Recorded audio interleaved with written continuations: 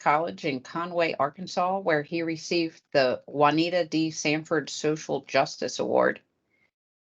Dr. Banning then went on to medical school at the University of Arkansas, where he graduated with honors in research in 2018. Dr. Banning is currently a fourth year general surgery resident at Christiana Care. He has continued to publish, he has published several articles, and he continues to be active in research, most recently as the principal investigator on nasojejunal tube feeding after minimally invasive esophagectomy with Dr. Brian Nam.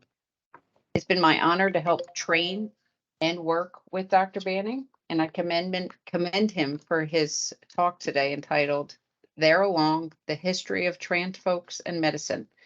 Please help me welcome Dr. Ryan Banning. All right, good morning, everybody. Thank you, Dr. Sam, for that introduction. And thank you all for being here to listen to this talk. I'm going to try to get my slides shared first. Let's see.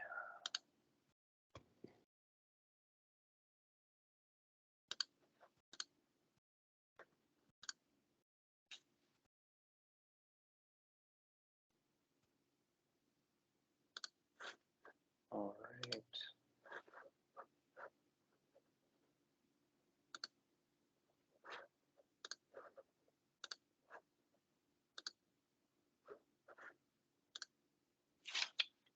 All right, can you all see the slides now?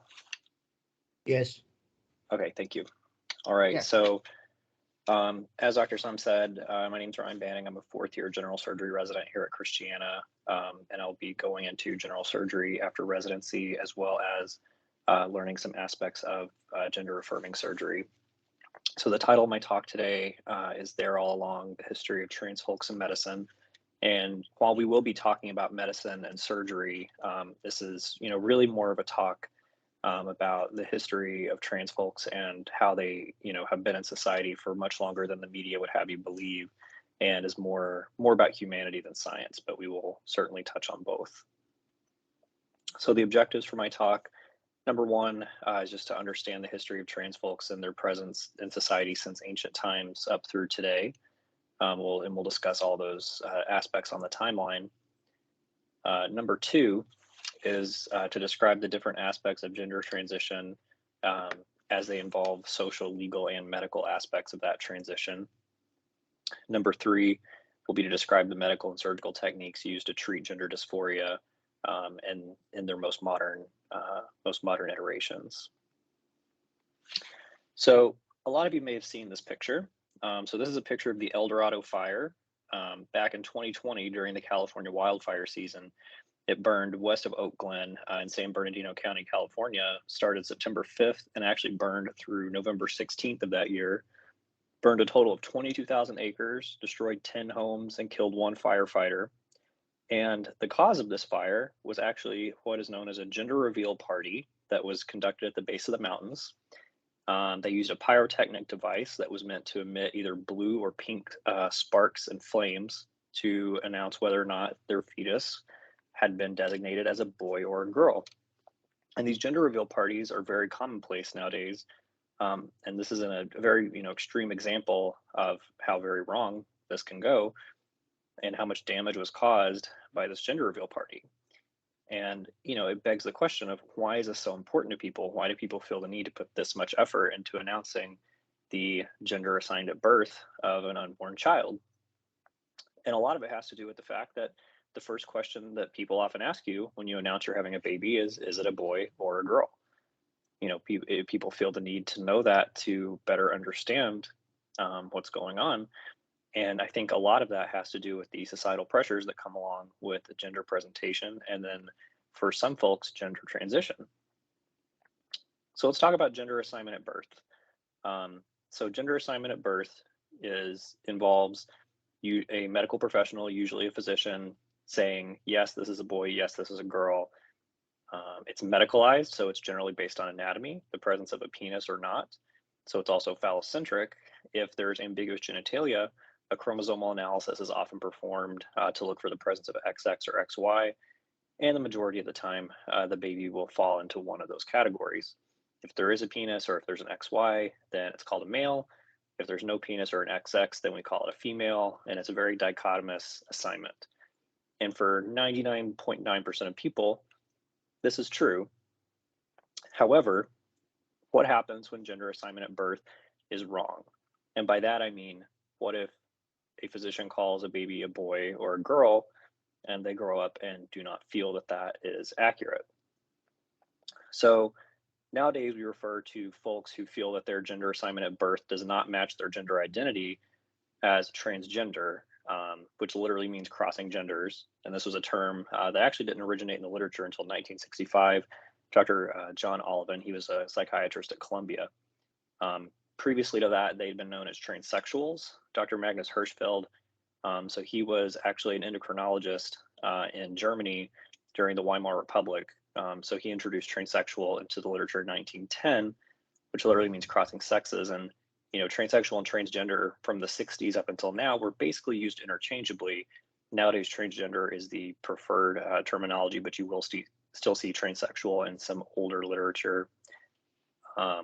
And Dr. Hirschfeld was actually one of the first folks to start a gender clinic for, centralized location for therapy for early hormone treatment. And we'll discuss some of his patients a little bit later in the history. And the flag below is actually the color in the background. The blue, pink, and white is actually the transgender pride flag. And the symbol you see there is a combination of the male and female symbols, and is generally seen as a symbol of the transgender community. So what's some science, to back this up? So in 2014, there was an article published in the Journal of Neuroscience about white matter microstructure. And again, you can see the word transsexual has still survived here. They did diffusion tensor imaging on male assigned at birth and female assigned at birth folks, including cisgender, meaning non-trans males, and cisgender females.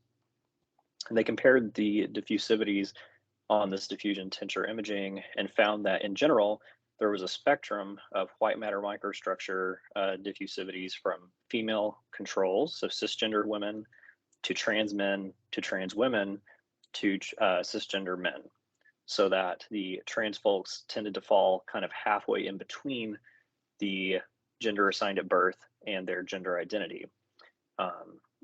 So that's, it's, obviously not a definitive study, but there's some evidence there that brain microstructure does align with gender identity. There was also a journal called Neuropsychopharmacology that posted a study in 2019 about the role of hormones in the transgender brain. So they actually measured cortical thickness, gray matter volume, white matter microstructure, connectivity, and corpus callosum shaping, and found that they were more similar to cisgender control subjects of the same gender identity, meaning a trans woman had structure similar to a cisgender woman, and a trans man had structure similar to a cisgender male. So, and it's something that would need to be explored further. And a different study, but this did not control for that, is whether or not the use of gender affirming hormones like estrogen and testosterone shaped this prior to the study, or whether this was something that was inherent in the patients that were studied. So that's a little bit of science background, but let's go back and look at examples of transgender folks throughout history. So, the earliest historical evidence we have of this were actually in folks called Gela, which were priests back in Samaria, and they were priests of the goddess Inanna, and they were seen to have neither male nor female gender identities, which today we would call non-binary. And this was, about 4,500 years ago. So this is a very early example of gender crossing identified folks. And, being in this religious role is actually very common for some of these early gender crossing identities that you'll see, including Gali, which were eunuch priests of the Phrygian goddess Sybil and her consort Attis, so another religious role for gender crossing folks. And these priests actually castrated themselves and wore women's clothing, accessories, and makeup. And this was in the 3rd and 4th century BCE. So still, over 2,000 years ago that we have examples of this. The Roman Emperor Elagabalus was emperor from 218 to 222 CE.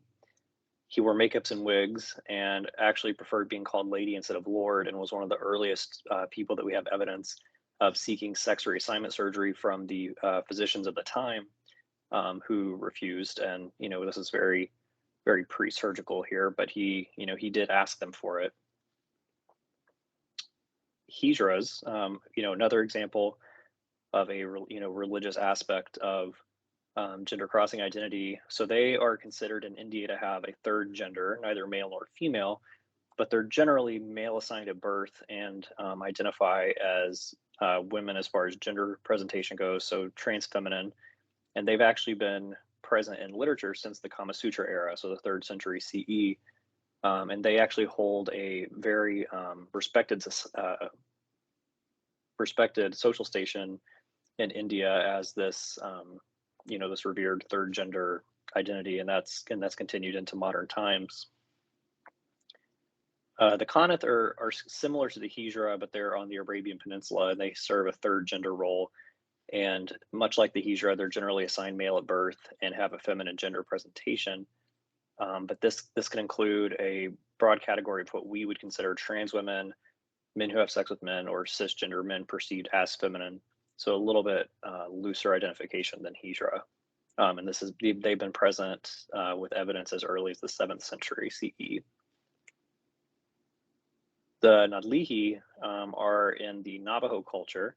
So they're two-spirit individuals. Two-spirit is a sort of a third gender category that you see described in a lot of Native American cultures, with masculine and feminine energies, but they're typically a male-bodied person with a feminine nature, so very similar to the Hijra or the Kanath.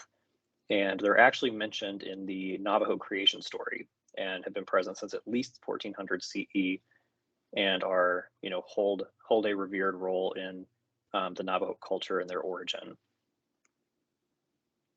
James Barry was one of the earliest described trans men. He was actually a surgeon in the British Army, and lived, during most of the 19th century. And he was actually lived and worked as a surgeon and presented as male, and whose identity was actually unknown to most of the people he worked with. Dora Richter was a very early trans woman. She was a patient of Dr. Magnus Hirschfeld, who we mentioned earlier. His Institute for Sexual Research was, it was one of the early gender centers and kind of a haven for gay and lesbian and transgender folks back in, early 1900s Germany. But it was a target of a Nazi raid, and they actually burned down the Institute. And Dora Richter was one of the first casualties of the Nazi attacks on the LGBT community. But in 1922, she had a bilateral orchiectomy. So this is one of the earliest documented attempts at sex reassignment surgery. And then in 1931, she has what we consider the first documented male to female vaginoplasty. So was able to have sex reassignment surgery before she was killed by the Nazi raid. Lily Elba. So this was a woman who was actually the subject of the movie The Danish Girl, starring Eddie Redmayne, that came out a few years ago. She was a Danish painter and trans woman in the early 1900s. She actually had the second documented male to female vaginoplasty not long after Dora Richter had hers. And they actually attempted a uterine transplant during the same surgery. So pretty big stuff for the 1930s. But she actually died from postoperative sepsis and did not survive very long after that vaginoplasty. Michael Dillon. So he was a British physician and trans man in the British Navy. And he, in 1945, underwent what we consider the first documented female to male phalloplasty, so creation of a penis surgically, and lived most of his career and life stealth as a male. And his trans identity was basically unknown, and lived, through the 60s, lived a healthy life. Christine Jorgensen. So she was a very prominent media sensation. She was a U.S. Army soldier when she was still presenting as male. And then in the 50s, went to Europe, spent several years over there, and underwent reassignment surgery in Denmark, where it was being performed at the time, and came back to the United States intending to live as a woman and not reveal her identity, but was outed by the press. This is, the first example of a visible trans person in the media, And that'll be important as you see some of our subsequent, notable trans folks who were part of this media sensation that, really started in the 50s with Christine Jorgensen. She was the first trans person that a lot of people really became aware of. Renee Richards was an American is an American ophthalmologist and tennis star. She's still living. So she, went to medical school, did her ophthalmology residency, and worked in ophthalmology before really, playing as a professional tennis star. But she was denied participation in the 1976 U.S. Open, playing in the women's category. So she filed a lawsuit against the U.S. Tennis Association, which eventually worked its way up to the New York Supreme Court, and they ruled her legally female and ruled that she should be allowed to play. She actually went on to continue her ophthalmology practice after playing tennis, and is now retired and still living. April Ashley Corbett. So this was a British model and actress who passed away recently. She lived her life, as a female, and was actually outed as trans in the media, much like Christine Jorgensen was, by the Sunday People newspaper in 1961 in the UK. And once she was outed, she revealed she had had reassignment surgery the previous year. But another interesting aspect of April Ashley Corbett is there was a court case, and later on in 1970, that granted an annulment between her and her husband at the time, based on the grounds that Ashley was legally male. So it was not a trans supporting verdict by the court, but it was one of the first cases in the UK of any court taking up the issue of trans identity. Brandon Teena. So this was he was actually the subject of the movie Boys Don't Cry in 1999, featuring Hilary Swank playing Brandon. But he was an American trans man who lived in Nebraska. And basically, dated this girl, and she became aware of his trans identity, and was okay with it. But then her friends became aware of it and raped and murdered him after he was outed. This was back in 1993, and this was featured in the media and was really the first widespread attention to the discrimination and violence that trans folks face at a disproportional rate to cisgender folks. And the movie Boys Don't Cry, as I mentioned, really brought more attention to this. So he was only 21 when he was murdered. Jazz Jennings is an American reality TV star. She's 22 years old, was assigned male at birth, but according to her family, identified as female as early as 15 months old, and was formally diagnosed with gender dysphoria by a therapist at age 5. And she's really notable for being an early example of diagnosis of gender dysphoria and early identification, and was one of the first people to publicly undergo pubertal suppression with suppressive hormone therapy. And her family still has a TV show on TLC.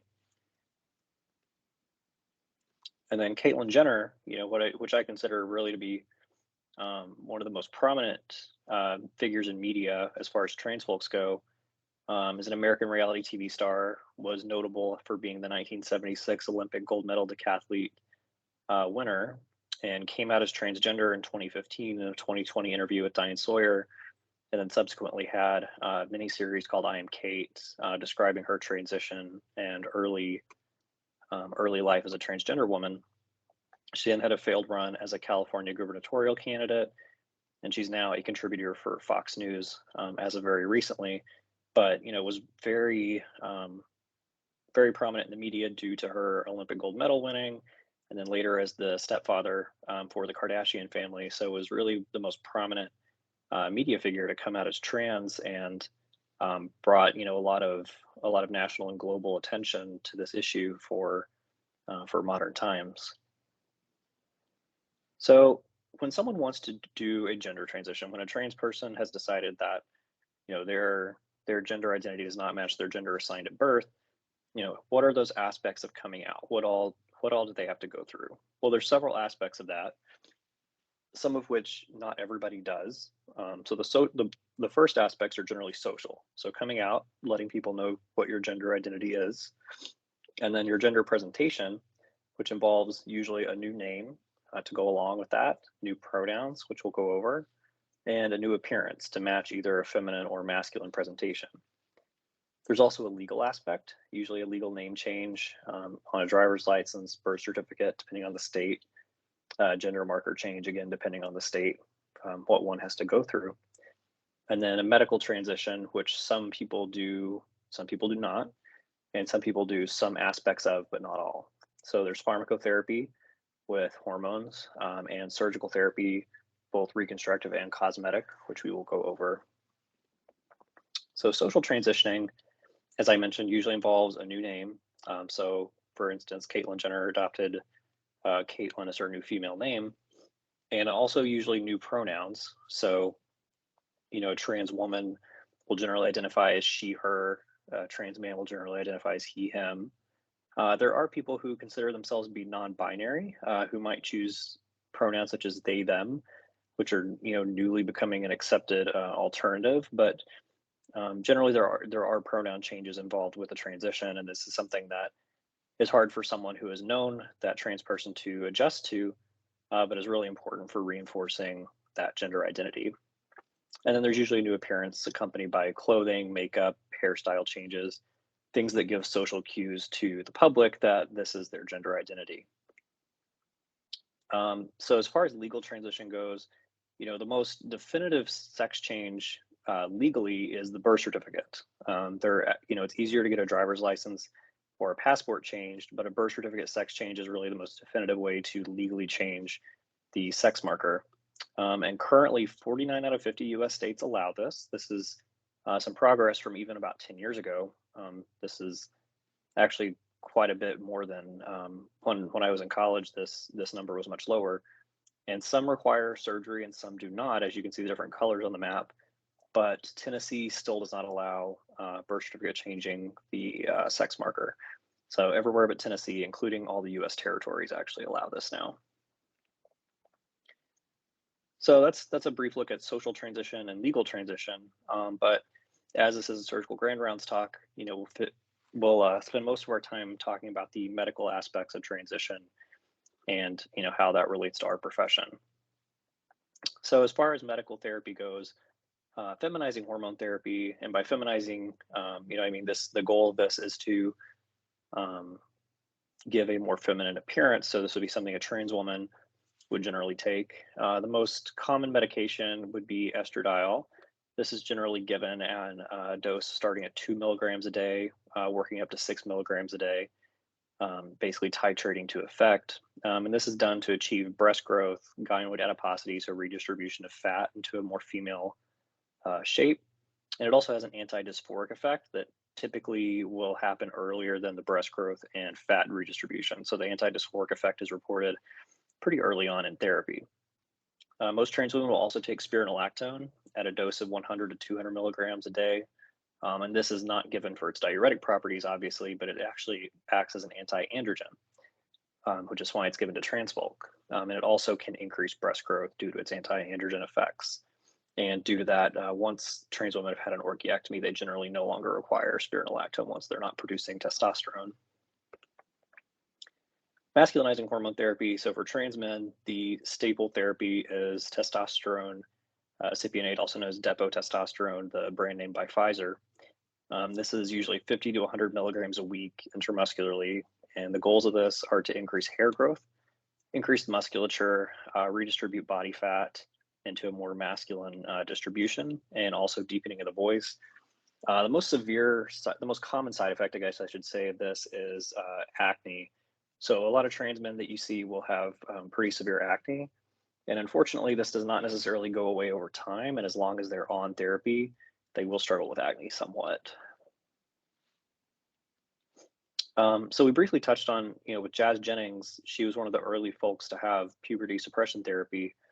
And this is becoming more and more common in trans adolescents for whom, they may come out early in life, but, the question is, are they really old enough to take hormone therapy or, have surgery at such a young age? So this puberty suppression really allows them to, kind of put puberty on hold until they're old enough to make legal decisions for themselves and not put them through the pain of having two puberties. So you can imagine for a trans woman, it would be very dysphoric to go through a male puberty, and this, can help prevent that. So these are usually GnRH agonists. So the most common of these is Lupron. Generic name is Leuprolide, and there's multiple formulations of this, but they basically, the recommendation is to initiate that once the individual reaches Tanner stage 2. So for trans women who are assigned male at birth would be testicular and scrotal enlargement. For trans men who are assigned female at birth, that would be breast bud formation. And in both sexes, that would be early pubic hair development. So once Tanner stage 2 has been reached, you can initiate the pubertal suppression. And then once they reach the age of 16 and they still, identify with that transgender identity, you can consider initiating the appropriate puberty with hormone therapy. So estrogen for trans women, testosterone for trans men, and then once they're legal age, consider gender affirming surgery. So as far as surgical procedures go, for trans women, so assigned male at birth, identifying as female, there are several categories of what we refer to as feminizing surgical procedures. So there's top surgery, which for trans women is generally breast augmentation. A collection of different options for bottom surgery or genital alteration. So the most common of these in the past and up to today is the penile inversion vaginoplasty, which we'll talk about. And then alternative vaginoplasty using colon conduits, either sigmoid or right colon, or an orchiectomy alone, just for the hormone effects. And there's also a collection of procedures known as facial feminization surgery, which involves mandible shaving, rhinoplasty, frontal bone shaving, and tracheal shaving. So for breast augmentation, it's typically very similar to doing breast augmentation in cisgender women. This is a before for one of the patients from Christine McGinn. She's a plastic surgeon and PA that does sex reassignment. She's actually a trans woman herself. So this is pre-op, and here's post-op results. And some considerations for breast augmentation in trans women is the fact that in people who are assigned male at birth, the nipples are typically wider set. So when you put the implants in, typically the nipples are a little more lateral than they would be in a cisgender woman. So that's something to consider when choosing an implant and performing the surgery. For bottom surgery, which is seen as kind of the end-all be-all of gender reassignment surgery, which some trans women don't undergo and others do. The most common procedure for performing this is what we refer to as the penile inversion vaginoplasty. So this is a a diagram here that basically involves having the patient lithotomy position, making an incision in the perineum, performing an orchiectomy, and then you would deglove the penis, invert the penis out of the skin, remove the corpora cavernosa. You keep the neurovascular bundle attached to the glands of the penis and trim the glands down to the size of a clitoris to form a neoclitoris. The urethra is shortened, and then you create a space in the perineum for the clitoris and urethral openings, and then invert the penile skin into a canal that is created in the perineum between the prostate and the rectum. And then everything, we'll see some intraoperative pictures and post-op pictures. And then you have the appearance of female genitalia, the labia minora created by the skin of the penis, and the labia majora created by the scrotal skin. This is kind of a schematic showing pre-op and post-op what that would look like. So your neovagina is in between the prostate and the rectum. The neoclitoris is in its new position, and the urethra has been shortened. So there's some intraoperative and postoperative pictures that you can see of kind of what things look like. This picture here in the middle, this is from a textbook chapter done by Marcy Bowers out in California, who's one of the surgeons that's doing a lot of these. And it shows the position of the neoclitoris and the existing urethra that's been shortened. And she's just forming the labia here before the penis is inverted. And this is kind of the finished product with some vaginal packing and a Foley catheter in place. You can see the clitoral hood, labia minora, and labia majora that have been closed. So some data related to this. This was a study done by Kathy Rumer up in PA, who I'm actually rotating with this month, in the Urology Journal in 2019. So they looked at, this is all, vaginoplasties that were done by their practice. They had 240 cases, from November 2016 to April 2018 that they were looking at, and just to kind of give an idea of outcomes. And their revision rate was actually 7.9%, is in a 19. Mostly this was due to cosmesis. But some of them were due to neovaginal stenosis. So trans women who undergo vaginoplasty have to dilate daily, more often post-operatively immediately, and then later on they can kind of space out the dilations a little bit. But if they don't do this, they can get stenosis. And so this is a common indication for reoperation. Wound dehiscence was a small reason for this. And then other complications included urethral meatal stenosis, hematoma, and rectovaginal fistula, which is rare but can happen. So you can see it's pretty low revision rate. Most of this is for cosmetic reasons. So if someone cannot undergo a penile inversion vaginoplasty due to the most common reason that someone would not be able to undergo a penile inversion is basically having too small a penis. So this is actually becoming more and more of a reason to do colon conduit vaginoplasties for patients like Jazz Jennings, who underwent puberty suppression therapy. So they never went through a male puberty. They don't have enough penile skin to invert. And so they have to, you have to find another conduit for the neovagina. And so there's a technique of using sigmoid colon as that conduit. And this can also be done in women who are undergoing revision vaginoplasty, who might have had a vaginal stenosis or an infection. And, this is an option for them. So basically the goal here is to harvest about 15 centimeters of sigmoid colon. This can be done laparoscopically or robotically, and traditionally was done open. But nowadays it's usually done laparoscopically, and you basically resect a 15 centimeter segment, mobilize that with a vascular pedicle intact, mobilize it into the pelvis, and then the rest of the surgery is done just like any other vaginoplasty, but you're using the colon conduit, performing a colovaginal anastomosis at the introitus, and then you reconnect the colon to the rectum, either with an intracorporeal anastomosis or with with an EEA stapler. But this can be safely done even with a side-to-side intracorporeal stapling, and most people do very, very well with that. There are some situations where if someone has had diverticulitis before, or has some or other contraindication to using the sigmoid colon, you can actually use the right colon. But we'll talk about the complications of this first. So people might ask, doing a laparoscopic sigmoid vaginoplasty, what is the feasibility of doing an intracorporeal side-to-side stapled anastomosis? And in an N of 63 cases, this group out of, it was actually the Netherlands, they reported 63 cases with 2 anastomotic leaks at a rate of 3.2%, which is very, acceptable and in keeping with average leak rates from other colorectal procedures.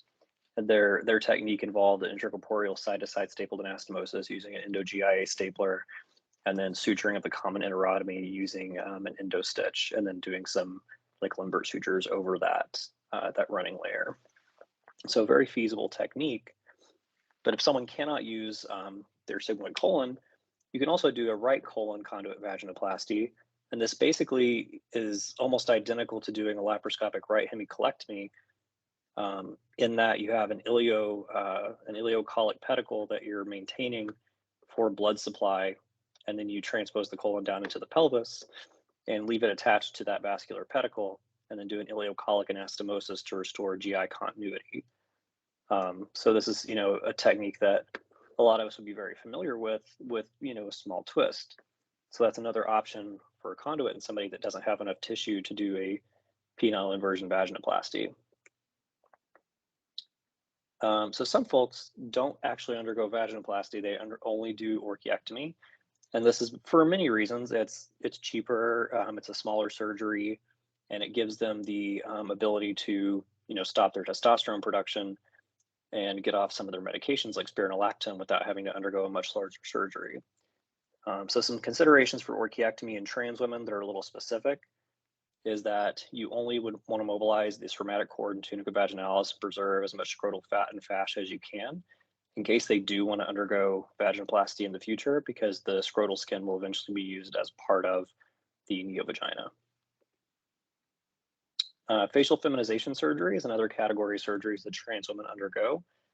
And for a lot of people, this can be the most important surgery that they undergo if they have very masculine facial features, because it allows them to present as female publicly without having to undergo any other additional surgeries at that time. And so, for example, Caitlyn Jenner actually underwent facial feminization surgery first and invested most of her time in that up front in order to present as female earlier on. So this is one example of a before and after picture of someone who underwent facial feminization surgery. And this usually includes frontal bone shaving, as you can see, mandible shaving, rhinoplasty, and this patient doesn't look like she underwent tracheal shaving, but some folks will do that as well. And the results are subtle, but can make a large difference in gender presentation and how you're read by others. This is another trans woman that had facial feminization surgery. And as you can see from the before and after pictures there, quite a bit of difference in how her general face shape looks. So we'll move on to trans men now. The masculinizing surgical procedures that trans men usually undergo are divided into top surgery, so typically bilateral mastectomies with free nipple grafting. There's also quote unquote male chest contouring that some surgeons will offer, basically removing some of the lateral adiposity from the chest, but generally bilateral mastectomies are it. And then bottom surgery for trans men, options are much more limited, but include metoidoplasty, which we'll talk about, vaginectomy, scrotoplasty with implants, phalloplasty to create a neopenis, and then hysterectomy and salpingo-oophorectomy to stop endogenous estrogen production. So top surgery for trans men, generally bilateral mastectomies, double incision with free nipple grafting, as you can see in the before and after pictures here. So this is a subcutaneous mastectomy done from an inferior approach on either side. And then the nipple is generally removed, trimmed to size, and then re-implanted in another location to create a more masculine nipple appearance post-operatively. And this is one example of a post-op result there. As far as bottom surgery for trans men goes, metoidoplasty is basically a release of the clitoris from its natural position once some growth has been accomplished with testosterone. So for example, after about 12 months of testosterone therapy, once the clitoris has grown as much as it's going to, then you can basically release it from its position and use the labia minora to create a neopenis around the clitoris, plus or minus inclusion of the urethra into that structure. So in this picture, you can actually see on F here, you can see the Foley catheter sticking up here. They actually did incorporate the urethra into the neopenis. So this would allow for the masculine appearance of a penis and the ability to urinate while standing. And this is usually done in combination with a vaginectomy, plus or minus a scrotoplasty with testicular implants to create a natural appearing male genitalia. And this is an example of a post-op here where someone did all of those things. So the metoidoplasty to create the neophallus, a vaginectomy, and the scrotoplasty with the testicular implants. And there's a difference. So a simple metoidoplasty is just release of the clitoris, and a ring metoidoplasty is basically inclusion of the urethra into the shaft. Phalloplasty, so this is a possibility for creation of a neopenis. And the benefits of this is basically enough neopenis to achieve penetration. So if someone is interested in having sexual intercourse and the trans man actually wants to be the penetrative partner, then a phalloplasty is a better option. But the downside, as you can see, is that it generally is not as cosmetically acceptable as having a metoidoplasty. And these require some sort of flap. So one of the common options is a radial forearm flap. And these are based on a pedicle anastomose to the circumflex femoral artery, and it's a very big surgery, and that's with a very poor cosmetic outcome, but it is more functional as far as sexual function goes. So trans men are very limited in their surgical options as far as having to balance cosmesis with sexual function as compared to trans women, but this does remain an option for them. You can also use a latissimus dorsi flap or a thigh flap, but radial forearm is one of the more common ones. And those areas usually, the harvest sites usually end up being skin grafted afterwards. So for hysterectomy and salpingo-oophorectomy, this is a very common procedure trans men undergo for sterilization and for, removal of endogenous sorts of hormones. Typically these days is performed laparoscopically. This is just an example of a laparoscopic hysterectomy and salpingo-oophorectomy. And this is something that can be done at the same time as a metoidoplasty and a vaginectomy or during a separate procedure, depending on availability of the operating surgeons that are teaming up to do this. But this would basically be done identically to a cisgender woman. So what about preventive care? We've talked about gender transition, specific surgery, and for medicine, but what is unique about preventive care for transgender men and women? This is something that I think as physicians we should keep in mind. So the preventive care for a trans person, and I'm including cancer screening in that, depends on their hormonal status, but also their surgical status. And what I mean by that is the hormonal status. Are they on testosterone or estrogen? How long have they been on testosterone or estrogen? And their surgical status, meaning do they still have breast tissue? Do they have their gonads still? Do they have testicles? Do they have ovaries? All of these are things you have to consider because not all trans men and women undergo the same surgeries or have the same medications. So for trans women, meaning gender assigned at birth male and identify as female, their preventive care is generally the same as most folks. So an annual wellness visit, bone mineral density screening over 65, vitamin D and calcium, depending on, what their primary care provider may recommend, and weight-bearing exercise. But the cancer screening is a little different. So generally, if they've been on estrogen for more than 5 years, they should be getting a mammogram every 2 years. And this is based on some data from a family medicine group out in Toronto, or at the University of Toronto. And that's, I think, a good general recommendation. But the idea here is they are on feminizing hormone therapy, so they should be getting mammograms just like a cisgender woman would. For trans men, meaning assigned female at birth, but identify as men, their preventive care involves the same annual wellness visit, bone mineral density screening, vitamin D, calcium, weight-bearing exercise. But their cancer screening recommendations are really dependent on if no chest reconstruction, meaning they still have their native breast tissue, then they should also be getting mammograms until age 75. If they have had chest reconstruction, generally mastectomies, then if there is an abnormality detected on self-exam or by a clinician, they should undergo a breast ultrasound. If that's abnormal, consider a mammogram. But in general, they should not necessarily be getting mammograms because they've had a subcutaneous mastectomy. So if there is an abnormality, then that can be addressed with an ultrasound. And also, if they are younger than 65 and have an intact cervix, meaning they didn't undergo a complete hysterectomy, then they should consider Pap tests. But if they've had a hysterectomy or 65 or older, then Pap tests are generally not recommended. So the conclusion of this talk, is really that besides the medicine and the surgical aspects, which I hope, it's a very quick primer. There's a lot of detail that, I'm happy to answer questions about, but the majority of this is basically just to say transgender people have been here all along. They just haven't been in media the whole time. And, people like Christine Jorgensen and Jazz Jennings and Caitlyn Jenner, might make this seem like a new fad or phenomenon. But really, these folks have been here all along. And it's only in recent times that we've been able to help them with medication and surgery to be able to, help give them the body that matches what their gender identity is on the inside. So I hope that everybody, learned something from this talk. I'm happy to answer any questions. And that's really all I have right now. So I will go ahead and take questions now as you guys have them.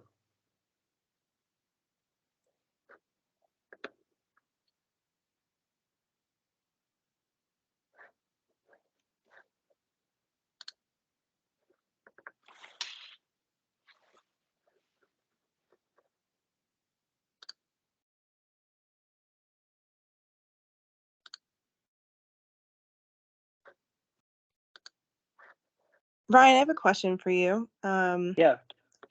So first of all, I think it's such a nice overview that you presented us today. And I think it's really important for us as physicians to be able to feel comfortable taking care of trans folk using proper pronouns, of understanding the intricacies of potential surgeries and hormone therapy. I think that it allows us to do our job better. So thank you for your presentation today. But I do have a question, and maybe just, it's not really a question, but kind of, I want your opinion. And this is something that you and I have talked about before, and I just kind of want to put it on a broader stage. Our EMR system, we work very closely with Cerner, and I find that it's really frustrating when we have trans and non-binary patients in our practices and they can't properly be identified through the EMR system. On the outpatient side, I'll try to put reminders up that will stay on the patient's chart with their preferred name and pronouns. But it really doesn't, it really doesn't even carry over into the inpatient world. And I think that we need to do a better job. And I don't know if you've come across any literature preparing for today of how that has been taken care of, and corrected in other facilities, and how we could possibly do better here. But I'd just like to get your general input on that. Yeah, I think that's really important, and it's something that has bothered me as well. There's not any specific literature that I've seen about that. I would be happy to look into that though, because I actually, for my ACT course project last year, really wanted to investigate that and see how we could change that at Christiana, but unfortunately my team members ended up voting for something else. However, I think that's a project that some of us could take on, and specifically with Christiana and Cerner, and looking to change that, because at DuPont or at Nemours Children's Hospital, they actually have a slot in their EMR kind of at the top of where ours would have, the name and the MRN and everything. They actually have a space for preferred name and gender identity. So even if their name has not been legally changed, there is a spot at the very top of the chart that people can see their gender identity and name. And I think that would be something important to add into Cerner for Christiana and for other institutions as well. Yeah, thanks, Ryan. I think it also creates a level of comfort and respect when we address patients as their preferred, way. And I think that a lot of us notice that we have a higher volume of trans folk, non-binary, and really anyone within the LGBTQ community. And I think it's because we are respectful and understanding, and really, more than anything else, just provide a level of comfort for folks to come see us. And I really think as an organization we could do better, so that's not just a few of us, that it's a larger, the whole population of providers really are inviting. But thank you, Ryan. Appreciate that. Yeah, absolutely. Thanks, Dr. Albert.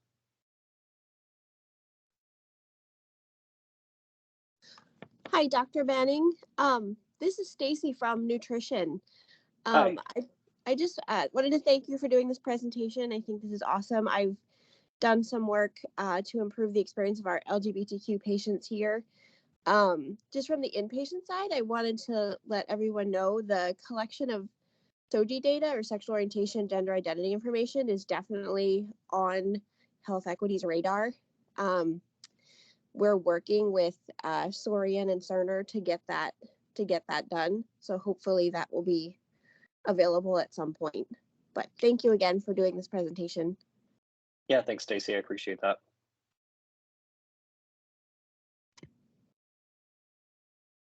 Thanks, Dr. Banning. That was an excellent, very, very informative talk.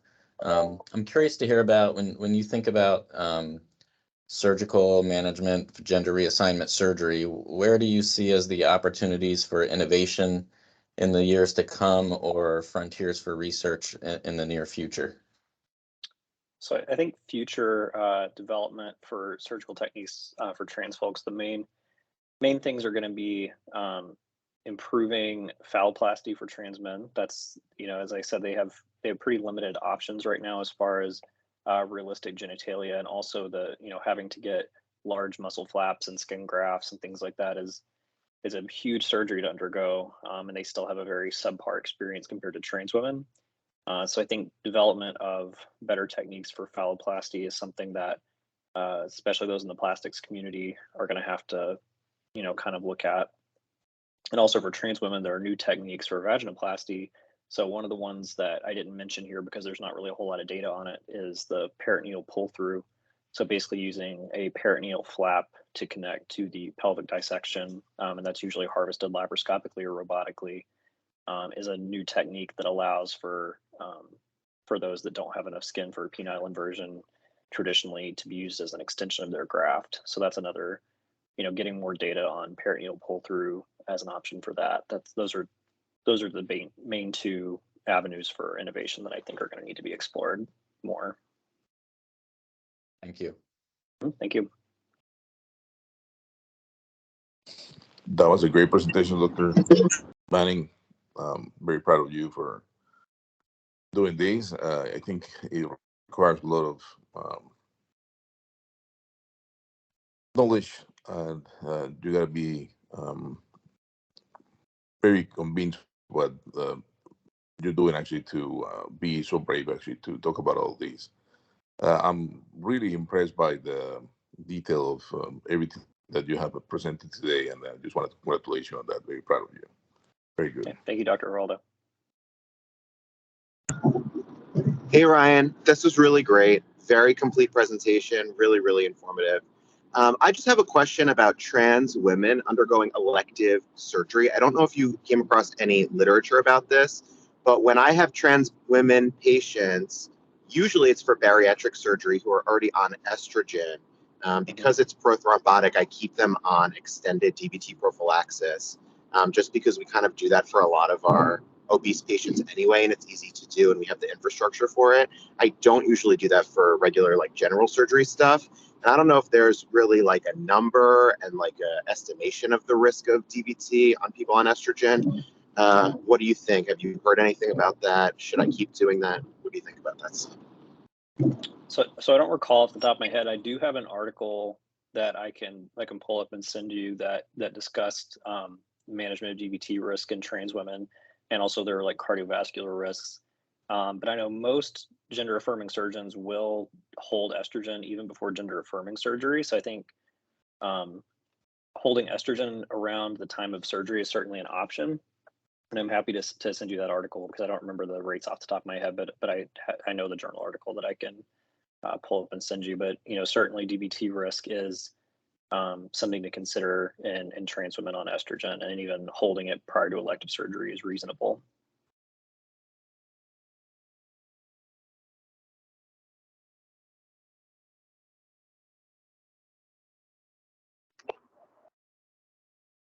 Hi, Right. Dr. Banning. Oh, sorry, go ahead. Sorry, Dr. Tracy. You can go ahead. So this was a really great talk. One of the questions I have is about training for future surgeons. Given the rarity of these procedures, obviously most institutions probably don't and won't have, access to these types of opportunities for their residents. So what are your thoughts about how we can expose residents to these kinds of procedures, fellowships, or away rotations like you're doing? Because this is probably going to be a challenge for most programs to give their residents an opportunity to at least even understand what's being done, let alone having the opportunity to potentially pursue a career like that. Yeah, it's certainly a challenge, and I fortunately was able to get some exposure to it in medical school. We had a gender clinic that was built into the university, but depending on what institution you're at, there is more or less exposure to that, and also the interdisciplinary nature of this profession I think makes it more difficult. We have folks from general surgery, urology, plastics, gynecology who are all helping out with these procedures, and there's this huge network of people. So it makes it difficult. There are some fellowship programs that are starting to become more formalized, and those are generally off of urology and plastic surgery, or who those are being offered to. And the vast majority of people are basically still doing apprenticeship models. So kind of similar to what I'm doing and what I will be doing. But it certainly remains a challenge. And there's an American Society for Gender Surgeons that was recently started, kind of in addition to the World Professional Association for Trans Health. So I think having a more centralized society and trying to bring a bunch of these interdisciplinary folks under the same umbrella will help mobilize some of those educational resources to be a little more efficient, as you mentioned, for training and exposure.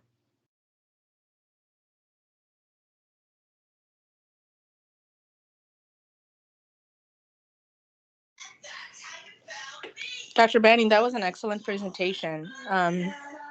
I just had a very specific question, actually. I heard Dr. Rumer present her experience in the last 20 years of Delaware County. And she quoted that in her experience, the colonic pull-through surgery that they did do has up to a 40% morbidity rate. Do you know what the algorithm is for getting to that procedure or offering that procedure to patients? Yeah, so the most common reason to offer that to patients is folks who've been on puberty suppression therapy and don't have enough penile length to do an inversion, or people who have had a traditional vaginoplasty who need a revision. Those are the most typical ones. Sometimes it's offered primarily for people that want increased depth or want a neovagina that provides some natural lubrication. But obviously there are some drawbacks to that, including the risk of an anastomotic leak, having an intra-abdominal procedure, and also the persistent discharge that can sometimes occur for months after surgery. So those are some side effects to think about, but usually it's being offered to folks who have not enough penile tissue or have a need for a revision procedure after primary vaginoplasty.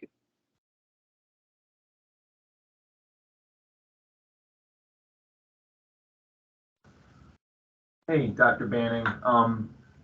Brad Borman here in the call room with all the residents. Thank you so much for your talk this morning. It was illuminating and awesome to listen to. My question is this. I would imagine that like a lot of the medical and surgical therapies that we discussed this morning are intended in part, in addition to other things, to mitigate gender dysphoria. As you've shown in some of your surgeries, you still have some residual organs from like the prior identity. For example, if you have like a penile inversion in a transgendered female, you still have a prostate gland. So my question is, in your experience, say you have a pathology of that residual gland, like, bacterial prostatitis or BPH or something like that in a transgendered female, does treating that conjure any of the old gender dysphoria, or is there a particular sensitivity that you have to take in managing like a transgendered person in a pathology of an organ that doesn't fit their identity? Yeah, it's a good question. I mean, certainly, having to deal with a prostate in a trans woman, especially someone that's been transitioned for many years, could certainly be dysphoric. But generally, those, like you said, those organs are left in place mostly for sexual sensation, and there's usually not a problem with leaving it in. But if there is a potential need to treat a malignancy or prostatitis, then that could certainly be dysphoric. I'm not aware of any studies that address that specifically, but that would be something that would be good to look at. Well, thank you.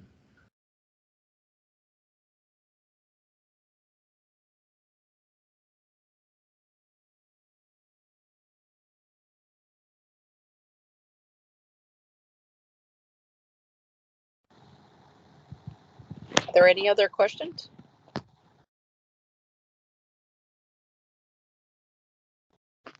If not, thank you, Dr. Banning. That was an excellent presentation. I concur with Dr. Geraldo. It took a lot of courage, and glad you brought it forward so that we could all learn more about it. Thank you, everyone. Thanks everybody for listening. Thank you.